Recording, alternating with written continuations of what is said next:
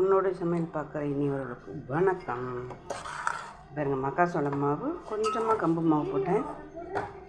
போட்டு புட்டு நெய் போட்டு தேங்காய் சர்க்கரையெல்லாம் போட்டேன். சூப்பராக நல்லாயிருக்கும். செம்மையாக சாப்பிட்றதுக்கு சூப்பராக இருக்கும்.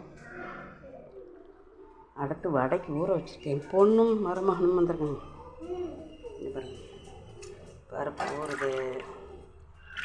அப்புறம் நம்ம இது கலாச்சார முறைப்படி பாருங்க, வடித்த கஞ்சி தண்ணியும் சாதத்தில் போட்டு கஞ்சி தண்ணியும் ஊற்றணும், சாதமும் போடணும். இந்தமாரி பழைய சோறு ஊற வச்சு நைட்லேயே தண்ணி ஊற்றி வடித்த கஞ்சி கொஞ்சம் ஊற்றி வச்சு, இதுக்கு பேர் தான் நீராகாரம்.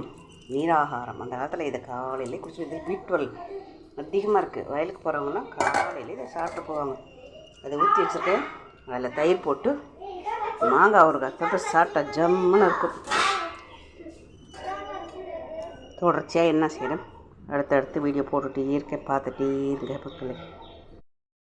ஒன்று உன்னோட சமையல் பார்க்குற எவ்வளோ வணக்கம். ஒன்று செய்யலான்ட்டு ஆரம்பித்தா கடைசியில் எதுவுமே செய்ய முடியல. புட்டை செஞ்சுட்டு வடைக்கு அரைக்கலான்னு போனால் கரண்ட்டு போயிடுச்சு. அப்போ போன கரண்ட்டு 5:30 மணிக்கு தான் வந்தது.